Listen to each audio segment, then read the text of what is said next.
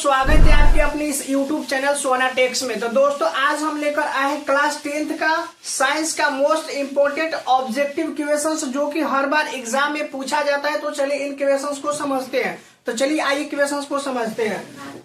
सबसे पहला क्वेश्चन है फ्रेंड्स कि विद्युत फ्यूज विद्युत धारा के किस सिद्धांत पर कार्य करता है। तो देख सकते हैं यहाँ पे ऑप्शन वाइज दिया गया। जैसे पहला ऑप्शन से ऊष्मीय एंड इसी तरह अगला ऑप्शन से चुंबकीय रासायनिक एंड ऑप्शन डी है इनमें कोई नहीं यानी नॉन।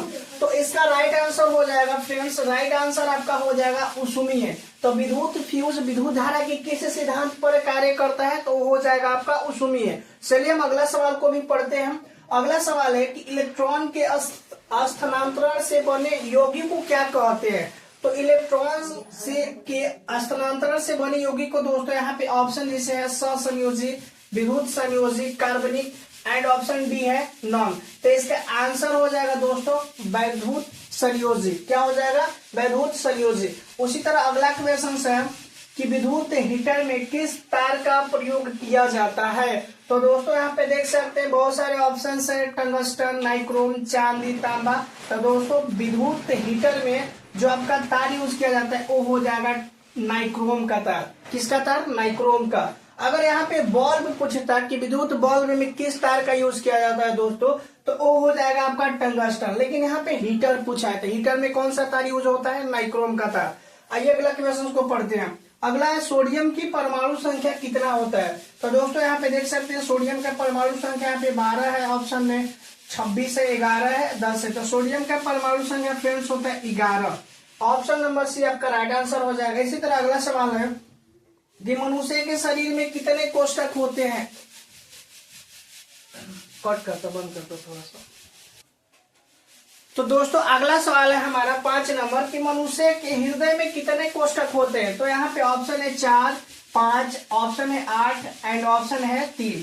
तो इसका राइट आंसर हो जाएगा दोस्तों 4। कितना होता है? तो 4 होता है। अगला सवाल है कि वह कौन सा अधातु होते हुए भी विद्युत का सुचालक होता है। तो दोस्तों इसका राइट आंसर हो जाएगा ग्रेफाइट। ऑप्शन नंबर डी हो जाएगा क्योंकि ये अधातु है लेकिन फिर भी इसमें लाइन पास हो सकता है, इसी को बोलते हैं हम ग्रेफाइट।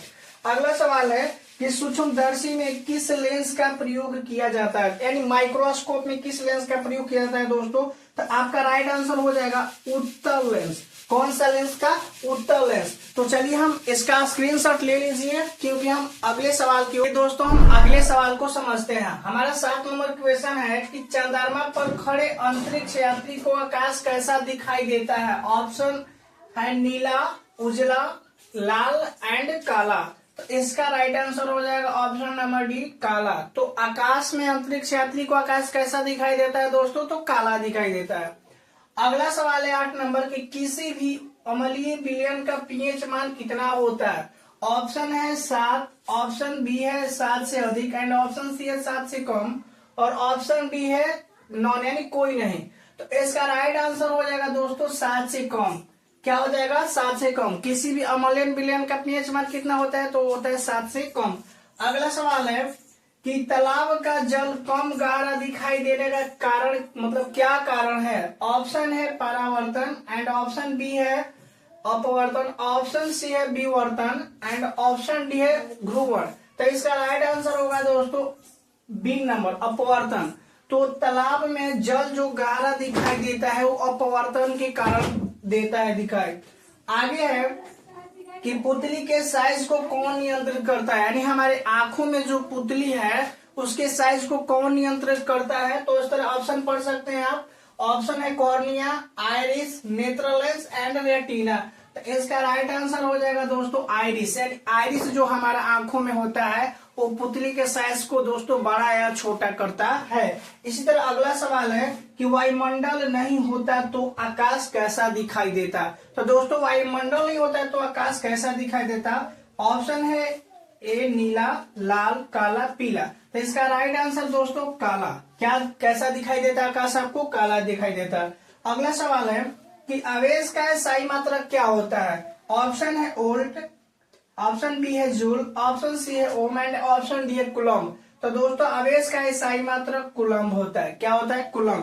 इसी तरह अगला है कि बड़ा आभासी प्रतिबिंब किस दर्पण में बनता है। दोस्तों जो बड़ा प्रतिबिंब है वो किस दर्पण में बनता है। आभासी का मतलब होता है काल्पनिक। तो यहाँ पे देख सकते हैं अवतल दर्पण है, उत्तल दर्पण है, समतल दर्पण है एंड ऑप्शन डी है नॉन। तो इसका राइट आंसर होगा दोस्तों अवतल दर्पण। कौन सा दर्पण? अवतल दर्पण। ये दोस्तों हम अगले सवाल को समझते हैं। अगला सवाल है कि अवतल दर्पण की फोकस दूरी क्या होती है। अवतल दर्पण की फोकस दूरी क्या होती है। ऑप्शन ए है दुगनी, ऑप्शन बी है आधी, ऑप्शन सी है चौथाई एंड ऑप्शन डी है बराबर। तो दोस्तों जो अवतल दर्पण की फोकस दूरी होती है वो आधी होती है। क्या होती है? आधी। यहाँ पे अगला सवाल है कि श्वसन किस प्रकार का रासायनिक अभिक्रिया है। तो दोस्तों श्वसन जो है वो आपका हो जाएगा ऊष्माक्षेपी। क्या हो जाएगा? ऊष्माक्षेपी। तो श्वसन किस प्रकार का रासायनिक अभिक्रिया है तो वो हो जाएगा ऊष्माक्षेपी। इसी तरह अगला नेक्स्ट है कि पीतल क्या है। तो पीतल धातु है कि अधातु है कि मिश्र धातु है कि नॉन। तो इसका राइट आंसर होगा दोस्तों मिश्र धातु है। तो पीतल क्या है? एक मिश्र धातु। अगला सवाल है कि श्वसन के दौरान कौन सी गैस बाहर निकलती है। जो दोस्तों जब हम लोग सांस लेते हैं तो उस दौरान हमारे जो नाकों से कौन सी गैस बाहर निकलती है। तो दोस्तों ऑप्शन है CO2, ऑप्शन है CO एंड ऑप्शन सी है O2 oxygen and option D है Cl। तो इसका राइट आंसर होगा दोस्तों ऑप्शन ए हो जाएगा CO2। इसी तरह अगला है सवाल लेंस का आवर्धन m किसके बराबर होता है। इसी तरह ऑप्शन है U/V एंड ऑप्शन है U+V, UV and option D है V/U। तो इसका राइट आंसर होगा दोस्तों V/U, क्योंकि आवर्धन m बराबर क्या होता है? V/U। इसी तरह नेक्स्ट अगला सवाल है कि प्राकृतिक संसाधन निम्न में से कौन है। तो दोस्तों ऑप्शन ए है वन, जल, कोयला और डी है सभी। तो दोस्तों प्राकृतिक संसाधन क्योंकि वन भी है, जल भी और कोयला भी है, तो इसका राइट आंसर क्या होगा? डी होगा, यानी इनमें सभी। इसी तरह अगला सवाल है कि किसी कुंडली का प्रतिरोध ज्ञात करने का सूत्र क्या होता है। तो देख सकते हैं यहाँ पे ऑप्शन है R बराबर V/I, बी ऑप्शन है R बराबर V/U एंड ऑप्शन सी है R बराबर I/V and option D R बराबर V-I।